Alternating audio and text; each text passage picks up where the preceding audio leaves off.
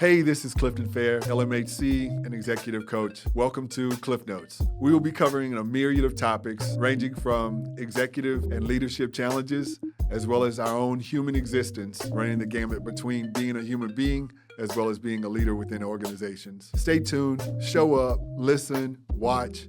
We want to make sure that you capture everything that we provide on this show because it's going to help make you better. Hey folks, thank you so much for joining us for another episode of Klif Notes. Today we have Mr. Carlos Suarez. He is going to be joining us from the Venice Magazine. Actually, he is the owner and operator of Venice Magazine. Carlos also does several other things within the community as well as entrepreneur, and he looks like he actually is about to open up a couple of more businesses. So we'll let him tell you more about that, but I'd like to welcome Carlos. Hi, it's good to be here, Cliff. It's good to have you. Thanks for having me. Absolutely, absolutely. You know, you and I have been talking about trying to get something like this done for a while now. I mean, we've been knowing each other for roughly 3 years now. Yeah, 3 years. Yeah. So to be able to sit and kind of connect with you and also kind of talk about what's been going on for you with the magazine and life and what it took for you to get to this place, this is really a treat for me. Thank you. It's I'm a little slow, so it took 3 years to get here, but I'm here. So. I'm gonna claim responsibility for that one. That's not on you. That's on me. It's all good. But you know, I know that your magazine has a huge following, right? It actually is. What was that? We're very lucky. Is it weighted though? Is it as weighted as I just kind of felt as far as like the? It's a big responsibility. Okay. And I think that when we first started Venice, it was one of the things I would tell the team. I go, yeah, this is just not. I mean, it's fun. Don't get me wrong, but it's also a responsibility. Right. And we take it seriously, but you wouldn't know it by seeing us because we have fun. Yeah. You know. Well, but I think every team actually does have to have a leader that embodies those things, right? So you have to be that fun leader or that clear leader. Yeah, I mean, I just enjoy the process more than anything. I enjoy working with really good people. I enjoy letting them do their thing, and just luck to be surrounded by very talented people, which is key to anything, really. So actually having good talent is kind of difficult to find. It is. Yeah. It's actually very difficult. What's the winning formula for you to be able to capture good talent for yourself at Venice? That's a huge question. Okay. Yeah. I mean, timing is key. Luck. Yep. But you also create your own luck. Yep. Not being afraid to let somebody come in and just blow you away. Okay. You know, I'm always looking for someone that's smarter than I am, that does a better job than I do.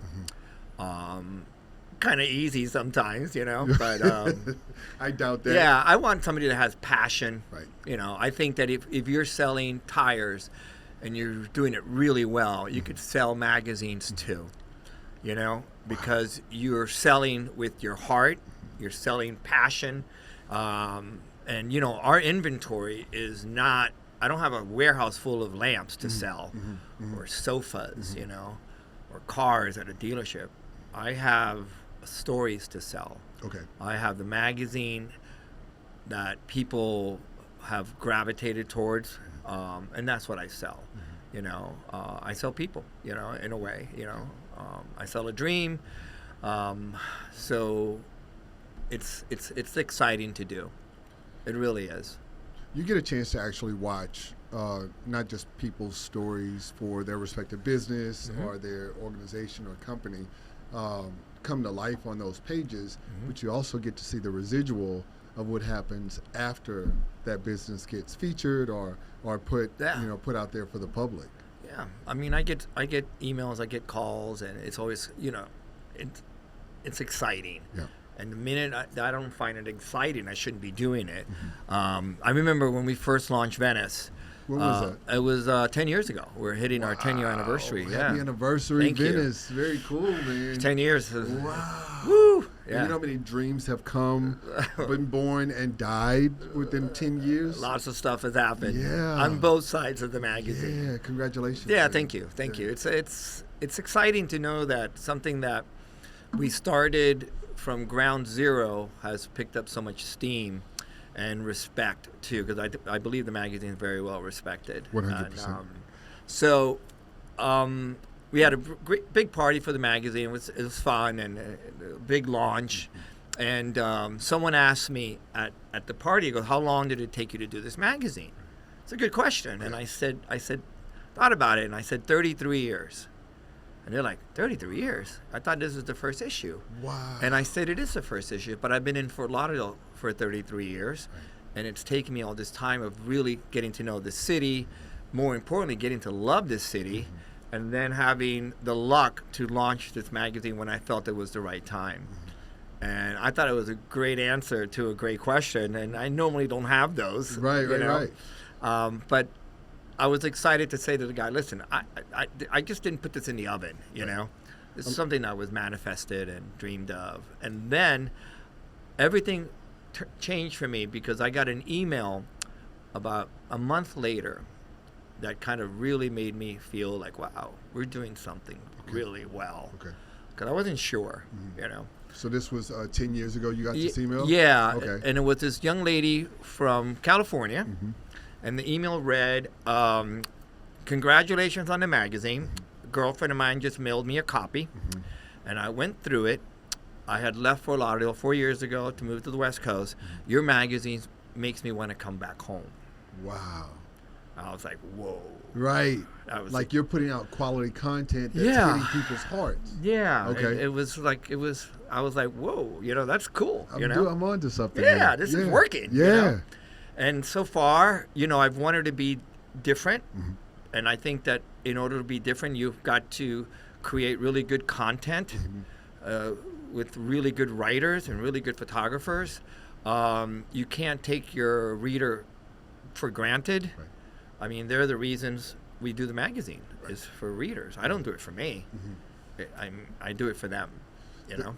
To actually have someone that puts as much effort and energy, organization, right, the magazine and the staff, to be so intentional about not just the content that you put in there, but the quality of it, knowing that on the other side of those pages, on the other side of that magazine, the reader that's reading it is trusting you to actually provide them with your own due diligence as far as the research is concerned about these organizations and the support you're offering to these companies. Yeah. No, it's exciting, man. Yeah, I love every minute of it.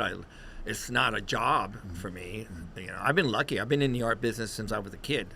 So I always tell my kids, I've never worked a day in my life. You know, I never have, because I love what I do, you know. And the key to, I think, making this magazine a success from day one was not being afraid to fail, you know. But how do you not allow that fear to creep in there, right? When you're about to pull the trigger on launching a magazine, like you can't. Okay. You can't. Okay. And at the time, I remember telling, I forget who it was. I took my wife or my sister, and I said, when the magazine first came out, I said, "Whoa, life is going to change for us with this magazine, because I am opening up myself to a bunch of strangers." So it's very personal because you're letting them into your soul. Yes. And, you know, anytime you put passion into something, it's incredible. But, you know, you say that, and I feel like a lot of people could get lost in the understanding of what you just said. So, like, when you say, like, starting a magazine up against you opening up your soul, how did that happen? How did they actually have that type of access? Was it because you were out front, or because? Okay. I was like naked. There you go. Yeah, totally. Yeah. Totally. And you know, I hear both sides too. Not only the good side. Oh yeah. But that's okay. Yeah. I want to hear both sides because then I could fix things. I could look at things through different glasses. But you know, I've been a fan of magazines forever. Right. I've worked for big magazine company. I've done magazines all across the U.S., but I've always wanted to do one here. I've lived here since 1981. Went to art school here. Both my kids were born here. I love it here. And when I had the idea of it, believe it or not, Cliff, the idea for Venice came from traffic. Okay. All right. Break that down for me. Yeah, I was sitting on Federal Highway, Broward Boulevard, And I noticed that it was 3 p.m. on a Wednesday or Tuesday, middle of the week, and there was all this traffic. And I said to myself, something's happening here. Mm-hmm. And that's when I started really paying attention of who's here, who's moving here, who is working now. And then I saw a shift when Bonnie Clearwater, the curator and the director of the museum, came from Miami to Fort Lauderdale. And I called her to congratulate her. And one of the things I said was like, "You're going to be here a while, right?" Because she's incredible. Yeah. She brings a lot of panache, and that's when I said, I think this is going to work. I think this is going to work. And I thought the name was sexy, because that's one of the things that everyone's, how did you name it? And I go, Fort Lauderdale's known the Venice of the Americas. There we go. And it's a sexy name. I love the letter V. It's graphically, I'm a type guy. I love fonts. And so that's where the name came from. I didn't want to call it a street. I didn't want to, and so that's how it came out. But I didn't even have a name at the beginning. And I remember I had no idea where this was going to go. I really was in a dark room trying to find a door. And then one day I said to my wife, I said, "Listen, I'm going to take the week off, and I'm going to go around and knock on some doors of friends that I've never bothered before, and I'm gonna sell this magazine." Those are actually called strangers? Are they real strangers, or they were friends you just both. There was a sprinkle of strangers and a sprinkle of friends. Okay. So I spent a week, and I created like a fake contract. I don't even know what I called the magazine. I called it Fort Lauderdale. Right. That was smart, huh? Absolutely. Yeah. So come Friday, I had a problem that I had sold like $75,000 in ads in a week by myself. What? Oh no, week off. You just I'm just gonna took bounce the week around off. and talk to some people. Yeah, no, I had no idea what I was getting myself into. Right. But then Friday comes along, and I look at Lori and I said, "We got a problem." Right. And she's like, "What is it?" I go, "I sold these ads, and now we got to really do the magazine." So that gave me this kick in the butt. That's the craziest thing ever, by the way. But I don't know anyone who's gotten orders or something and have no product yet. Yeah, I had nothing. No history. There was no history. It was just me. Never done magazines before. Well, yeah. I did tons of magazines, but never here. Exactly. Okay. Yeah. All right. And that's how it began. That's how that journey began. And I had so many people say to me, "Are you crazy? Are you gonna this? You not?" And then I had people saying, "Dude, this is gonna be awesome." Yeah. And so I listened to the people that said, "Dude, this is gonna be awesome." I didn't listen to the naysayers. Right. I kind of put them aside. Yeah. Well, you kind of have to tune them out. Like, in order for you to be able to chase something that most of the people around you has never seen before, you're gonna have to do some wild shit. Yeah. You're gonna have to definitely step out of your comfort zone for yourself, 100%. and definitely have to. But that's so exciting. It is. But you said it. Scary. It is. But I don't want to be comfortable. Right. Comfortable is boring. Well, I'll tell you what. Any of your parties that I've been to, fucking amazing. They're fun. They're amazing. I like entertaining. Amazing. It's hard to entertain 600 people, but it's still good. But you make it look easy. I think so. I think because I love it. I couldn't imagine myself doing anything else than what I do. So I'm lucky. Well, you not only does it show on the pages of your product, right, but it also shows up in the faces of all those people that I get a chance to interact with at your functions, right?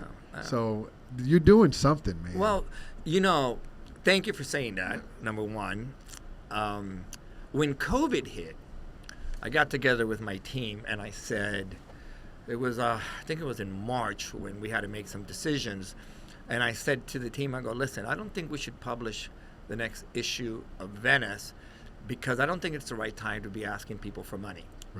Right. That was my thinking. And they all looked at me like, "Oh yeah, you're right. And I said, "Okay, so why don't we do this? Why don't you guys reach out to the clients that you have a very good relationship, that you're friends with, and see what they tell you?" Because I'm leaning towards doing that. And then literally a couple of days later, one of the salesperson comes up to me and says, "You were wrong. And I go, what do you mean I'm wrong? Because everyone we've spoken to said, this is a time that we do need a magazine. Really? This is a time that we want to have something that intelligent to read. We have something to sit home. And by the way, everyone's home. Right. So everyone's going to be reading this magazine. Right. Something that reminds us of us living life. Yeah, and what's kind still of exactly. there. And Yeah, that's exactly what she said. They Wow. want to be reminded of how great this city is, even though we can't even go outside. Yeah. Yeah. And that was a wow moment, you know. It spoke to something that reached far beyond what the current circumstances were at that time, where the doors were being shut on businesses and we were being shut up in our homes. And the businesses were able to speak beyond those doors and really say, no, we're still here. It still had a voice. Don't get me wrong. It was catastrophic. Right. We hung in there. The magazine's a survivor. Yeah. You know, it's COVID was a tough time for the magazine, but we stuck to it. Sleepless nights, for sure. Right. But seeing that thing come out of the printer, it's great. It's great. So what issue number are you on right now? Well, right now we are putting together our fall issue, Right. which is hopefully it's going to be our biggest issue. Right. It's our 10-year anniversary issue. Okay. We've partnered up with Moss Construction and Ed Morse and Liz Caldwell's team. Yep. And also the Florida Panthers. We're actually going to hold the event at the new Iceplex. Oh, okay. Up in right here in Holiday Park? Right there at Holiday Park. Okay. Oh, sweet. War sweet, Memorial. Sweet. Yeah. They have a new music hall that's going to be awesome, run by the Panthers and Live Nation. And you know what it does? I've been thinking about this coming up to our 10-year. It gives me a chance to reflect, right, on all the great photographers, all the great writers, all the great editors that have really put this magazine on the map. Okay. You know, I was kind of the herder of the sheep kind of thing, but Bit of the Pied Piper with the talent. Those sheep did it. Yeah. You know, Yeah. those photographers. I can't thank that those people enough. You know, I mean, we had great editors. You know, from Nyla Dew to Jessica Graves. And now we have Jenny Star Perez, who's amazing. I love that part of it. I love reading a story that just, gives me chills. I love seeing photographers take my idea or their idea or the writer's idea to another level. And make it come to life. Yeah, I think that's what we do. Right. You know? Right. And very proud of that. The key word, I believe, to the success of a publication or anything else in life is content. Okay. You know, I don't believe that magazines are dead. I believe that bad content is dead. And in this day and age, you don't want to listen to bad music, right? You don't want to see a bad movie, written badly, edited badly. I don't have time. You don't have time. Yeah. Your time is valuable. Absolutely. You don't want to eat at a bad restaurant. Nope. You work hard for your money. Yes, sir. Well, you don't want to read a bad magazine. Right. You know? Right. And we pride ourselves on content. But, society at large has really gotten very conditioned to be like Digital? mass producers and digital, right? So it's it's hurry up and get it out there. Let me take a picture now and get the story out later this afternoon or in the moment. How do y'all keep up with that? Or is that's just another world compared to what you do? No, I think we definitely slow things down a little bit, but that's not a bad thing. You know, I remember I'm a big hockey fan, and we did a magazine for the Florida Panthers a few years ago. And in my meeting with them, trying to get this idea for them to approve, took a while. Right. But we got it done. A little tenacity and a little prayer. Right. The one thing I said to them was, I can slow the game down with this magazine. I could make these hockey players almost human in a way. Right. Because right now they look like machines. Yes. They're rushing in and out of the ice. They skate for 45 seconds. They're wearing shields. They're wearing helmets. They're not. Distance There is a disconnect. Yes. There's a disconnect. Yep. And so I remember telling the marketing team, I can slow it down. Yeah. I could take that shield off of them. Yes. And do a fashion story with them, or follow one or two of the players deep sea fishing. You know, I can make them to relate more to. tangible, Yeah, accessible. more accessible. Yeah. And I think that was one of the things that they said, okay, we get it. And I think we did a very good job of it. I mean, I credit our magazine to the success of the Stanley Cup. Yeah, you know? I love it. Yeah, love you it. know, why I not, love it. right? Absolutely. Shouts out. Cliff, I dream hope you big, got your baby. ring. I hope you got your ring, baby. Yeah, I dream love big. it. Yes, sir. I'm thinking right now. So yeah, I guess.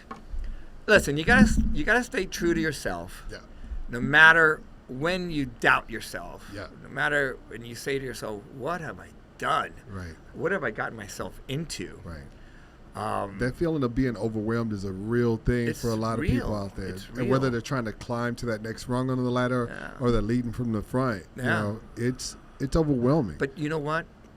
I've learned this. You create your own reality. Okay. You really do. So no matter how bleak it is or how overwhelming it feels, Yeah.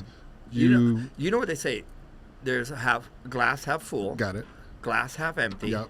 In my world, the glass is always full. Okay. Kind of that's the way we see it. Okay. You know, there's no, this is it. Right. You know? Okay. And we're very confident in what we do. Right. But there's been some times that we have said, what the hell did we do? Right. But we learn from that. Okay. I mean, I learned more from my failures than from my successes, Mm-hmm. hands down. But When you say that, there's another disconnect, I think, for maybe even some of the viewers or listeners Right. to today's podcast, is that like this idea that, you know, you would gain so much more from those failures, or not Right. failures, but Yeah. maybe failures. failures. Okay. Don't be afraid to say that word. All right. Yeah. Yeah, Okay. failures. But how do you capture those though? You know, I feel like a lot of people may miss that opportunity. Well, they miss that opportunity because they're afraid. Okay. Can't be afraid. Right. You don't want to go through your entire life comfortable. Yeah. Because when you're at that end of that finish line, Yes, sir. you're going to say, I wish. what the hell did I do? Yeah. The what You know, ifs. I wish I would have done that. Yeah. It's different doing it and failing because you said, God, I tried. Yeah. That's all you can do, Okay. you know? And sometimes I read stories of executives that are tired of being in that grind, and all of a sudden they move and they open up a bakery. They never baked a day in their life, ever. And, you could tell the guys from Sweeter Days, Will and Steve. Right. They were in New York working for a fashion brand, and they said, hey, let's open up a bakery in Fort Lauderdale. And it's the best bakery in town. I don't think they've ever baked a cake in their life. That's wild. I mean, I might be wrong. Right. Sorry, right, Steve. Right. But right. that's what makes it worthwhile. Passion. Yeah. When I was going through cancer and I was up at Mayo Clinic going through radiation and all that sort of stuff. And for our viewers, how long ago was that? 5 years ago. 5 I'm at it's over now, thank so God. So you were in the middle of the magazine. Oh yeah, I was the working magazine's existence. from Rochester. I had my computer shipped over there and stuff like that, going through chemo, radiation, and working on a magazine at night. So I started thinking, me and my crazy mind, that maybe I could launch a rosé festival. It's pink. You're in the hospital. We had a little apartment for a month. Okay, you're in the Yeah. hospital. Yeah. Apartment. Yeah, I get it. yeah. Fighting cancer, Uh-huh. being treated for it, Mhm. and planning a rosé festival. Yeah. I had a lot of time. But here's what happened. I've never done that before. No. So Has a rosé festival ever been done in Fort Lauderdale before? No. Then? Okay. no. yeah. I believe it was the first one in Florida. I might be wrong. Shouts out. Can we not Whispering Angel though? Is it Sorry? not Whispering Angel? Well, I mean, they were a brand. Okay. We had like 30 brands. But the idea was like, I started thinking about cancer, and I started thinking of AutoNation and Dry Pink, which was started by Andrew Koenig's mom from City Furniture. When she passed away, they created this Dry Pink initiative with AutoNation, and they raised money for breast cancer, all sorts It's of like different. back in early 2000s. Right? I believe it was 2010, 12. I forget. I forget. Yeah. But I started, I manifested it, Right. Cliff. I created this visual I created, brought to you by AutoNation. And then I said, we need a car, like a fancy car, because I wanted to be really high end. High end, yeah. And so I said, Mercedes, that's great. Yes. I'm sitting there going, what time's my chemo? And I was like, all right, so we get it. Yeah. I got to make a phone call. Yeah, I gotta press some buttons, right? I got to press some buttons. So I was like, okay, so we're going to do Mercedes, AutoNation, and Rosé on the beach. What are we going to call it? I'm like, shit, what are we going to... I'm going to call it Sea Glass, because you're by the sea, you have a glass, and everybody loves to collect sea glass. It's fun, So that's how the name came about. And then... I'm tripping right now, because I'm watching you paint this picture, and I can see you in between treatments, creating this vision. I had a poster, I did everything. I just manifested it. It's going to happen. This is what we're going to do. It's going to be on the sand. And then I came back to Fort Lauderdale, and I made a few calls, and boom. A month later, AutoNation, top sponsor. Mercedes, top sponsor. Boom. It happened. It happened. And it was interesting because I had no idea what I was doing. I mean, no idea. Zero. But I joined forces with people that did. Yeah. And I did the most important thing in the world was just get out of the way. Yeah. I just got out of the way. You've done that time and time again with the magazine, projects. A little bit. I've been lucky. Someone's up there keeping an eye on me. But here's one of the cool things that happened. And I will say it was an idea that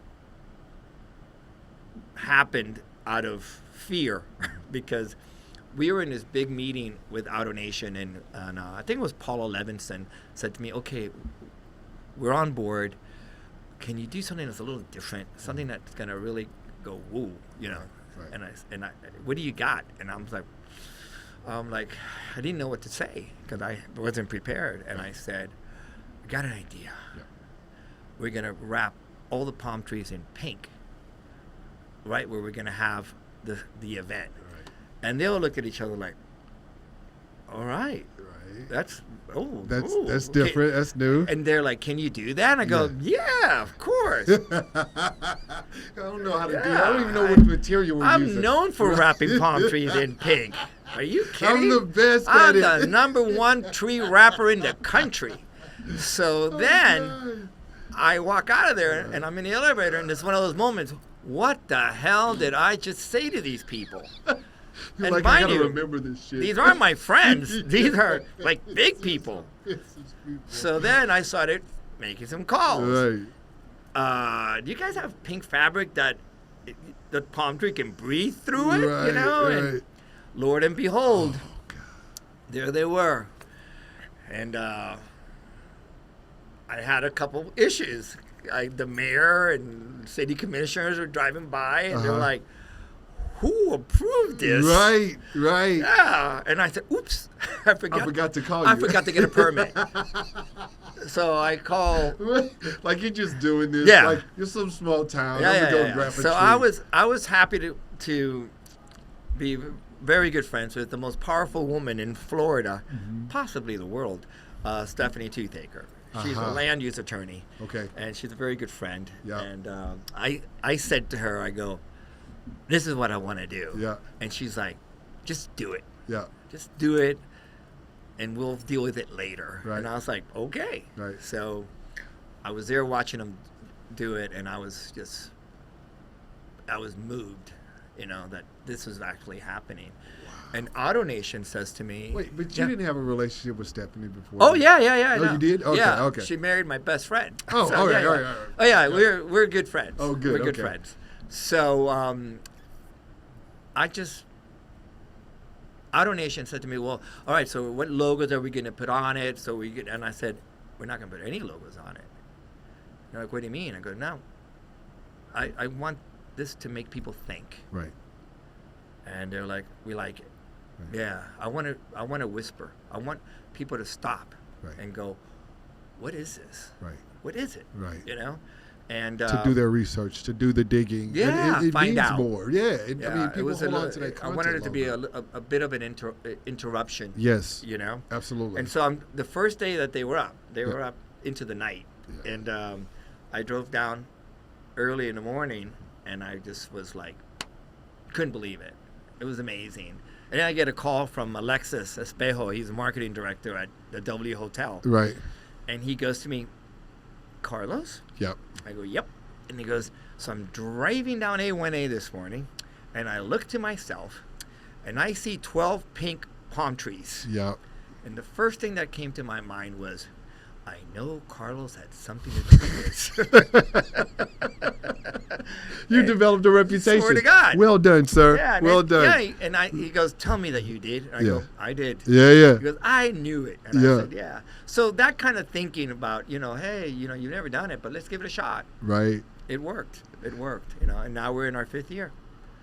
So, we'll see what comes next. I'm always thinking of stuff, why not? Well, I'll tell you what. I know that there's some talent, both within your immediate reach as well as the surrounding communities, that definitely has not only benefited from your leadership and your vision, but are also looking for you to potentially even connect with you, to step outside of maybe some of the smaller publications that are out there, that they could actually kind of come and grow underneath your watchful eye and creative genius.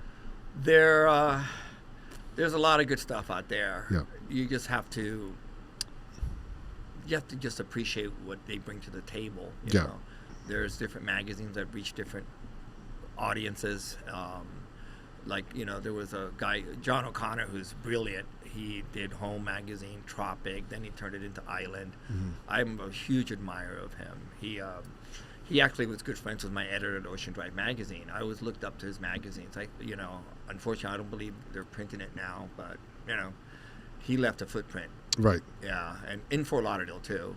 There's lots of stories here, to tell. And that's one of the things that I consider myself. I'm a good storyteller. You are. I'm Cuban, you Yeah. You got to take a number. Is my that a house. cultural thing? Oh, totally. Yeah. You need a deli number. Right. Who's got number 7? It's my turn, right? You're up, Dad.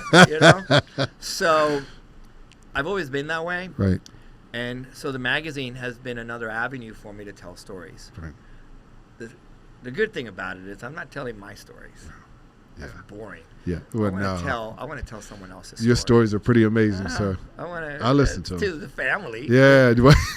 So, I want to tell other people's stories. Yeah. And I want to tell it well. Mm-hmm.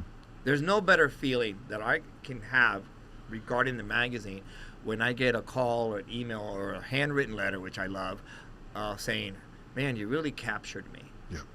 You really captured me. I mean, I feel like that's a huge compliment, right? There's imitation, and then if somebody can tell your story in such a way that you're blown away, remarkable. But, it is, Yeah. but it's also a huge responsibility. Yes.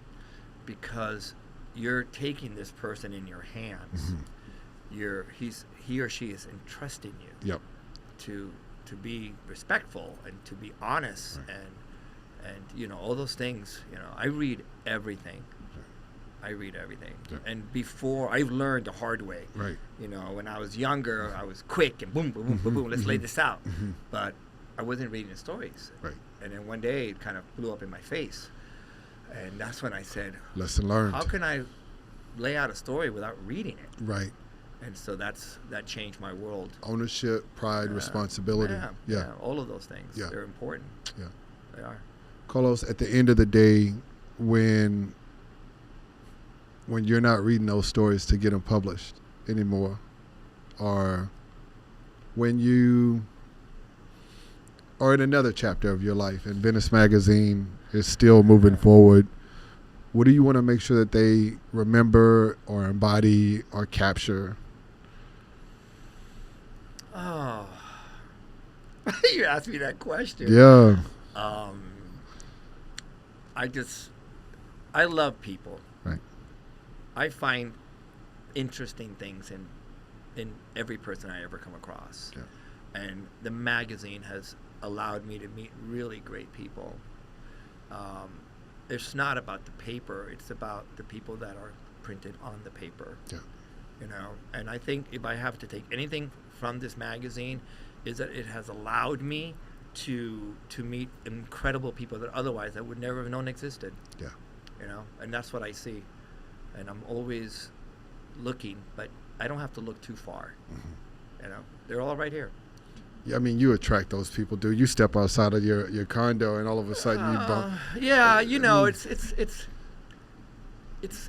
like It's that water there's seeks a its own story in level. all of us. Yeah, there's absolutely. a story in all of us. But I mean, like, quality is something that, you know, you've attracted based on truly attraction, not promotion. You're not running around talking about I'm Carlos Suarez. Oh God, no. Right. So, you know, but No, the the people opposite of that. people that you have that surround you are quality people. Yeah. Much like these stories that you tell. They're The quality writers stories. are brilliant. Yeah. The photographers are amazing. Yeah. I'll tell you a quick story, of course. I love it. Miami City Ballet was coming up Mhm. to do performance at the Broward Center. Mhm. And they reached out and they said, would you guys consider doing some type of editorial on the dancers and Yeah. stuff? And I love the art, so I said, hell yeah. Yeah. And so then I started thinking, how are we going to do this? How am I going to present this to our readers? Right. Which is a very important question. Right. How am I going to present ballet to our readers? Right. And at that time, it's about 6 years ago, I didn't think that they were ready to see ballerinas on a white background posing. Yeah. I think that would be a quick page turner. Right. Okay, great. Boop, boop, boop, boop, boop, boop, boop, right? Right. So I thought, why don't we shoot them underwater in a pool? Because I've always wanted, we shoot a lot of fashion. I've always wanted to shoot fashion underwater, right? Yeah.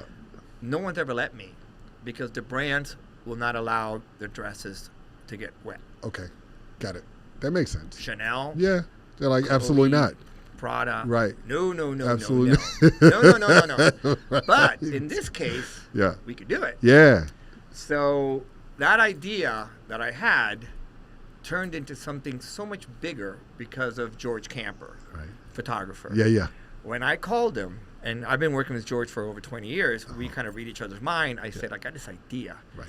And I told him about it. He goes, It's like, that he sounds goes, really "Dude, cool." Do you even know what I do? And I go, yeah, you're a photographer. Besides that, I go, no. And he goes, I'm a scuba diver. And I go, really? He goes, I've been shooting the reefs off of Fort Lauderdale for forever. Yeah. And I have it all documented. I go, yeah? Uh-huh. He goes, why don't we morph them? And I go, what are you talking about? Into like fish or what? No, we pose the ballerinas in the pool. Yeah. And then we have the photo of the reef. Yeah. And then we superimpose them Oh, and shoot how them in a cool is way that? that you think that they were already in the ocean. I'm doing my research after we finish this, so I can you actually should see see it on the the website. shoot. Yeah. It's incredible. Oh, I love it. I was speechless. Yeah. I still am. When I talk about it, I sit there, I go, damn, you know? Do you ever feel like you're still looking for that next, like, Every day. really? Every day I'm thinking, what can I mean, this is what I do, you know. We're doing, I'll give you a little secret. Okay. He's gonna kill me, but we're doing a high-end wristwatch story in Okay. our fall issue of Venice. Yeah. Right. Yeah. And so one night I'm sitting there looking at the I can edit this out if it gets too much. Nah, it's okay. okay. All right. So I'm thinking about the watches and looking at the brands, and all of a sudden, one of the watches, it's a Corum watch, has a skeleton on it. Yeah. And at night it turns green. Yep. And in the daytime it turns white. White. The skeleton. Yep. I thought, Yep. oh, that's pretty cool, you know. And then I started thinking, ooh, I have an idea. Yeah. So I went online, a stock agency, and I Googled X-rays. Now I had all these X-rays of hands Yeah. doing all sorts of things. Yeah. So I download the image, put it in the computer, Yeah. I get the watch, place it on the wrist of the skeleton, and boom. It was incredible. That's Incredible. I mean, it seems super simple, but But- like pops off the page. Yeah. That's what I live for. You're like nerding out when you're doing this shit. I know Poppy you went to bed happy that night. Oh yeah. Yeah. I love it. Totally. Did yeah. you get paid for this? This is like what you do for a living. Yeah. Sometimes. Right? Yes, that's what I do. Yeah, very That's what I cool. do. Very cool. It excites me, man. Yeah. I mean, I get out of bed, I look and I go, wow. By the way, Carlos drives around in a Jeep, an older gray Jeep, mind you. And a 62 bug. And a bug, like an actual, punch bugs. He actually Yeah. has one of those, not like the newer mod, like the old school, the hippie I'm a version. closet hippie. Right? That's what I am. So. Carlos, listen, man. You and I could talk all day, and I could just thank listen you. to you. You got some great insight, some great knowledge, some great wisdom, and I really appreciate you opening up and sharing that with us today. Yeah, it's my pleasure. You and I have some catching up to do, so I'm going to be reaching out to you in order to have that dinner. I'm there. All right. Thanks for having me. Man. I really enjoyed my time. Are you kidding me? Thank you for coming. Awesome. This has been another episode of Klif Notes, Mr. Carlos Suarez. If you people want to get in touch with you, how do they do that? Simple. Just call me on my cell. Real simple. Oh, yeah. 954-873-4263. I will answer every call. Thank you. You have just heard it from him, Carlos Suarez, folks. Call him on his cell. Yeah, why not?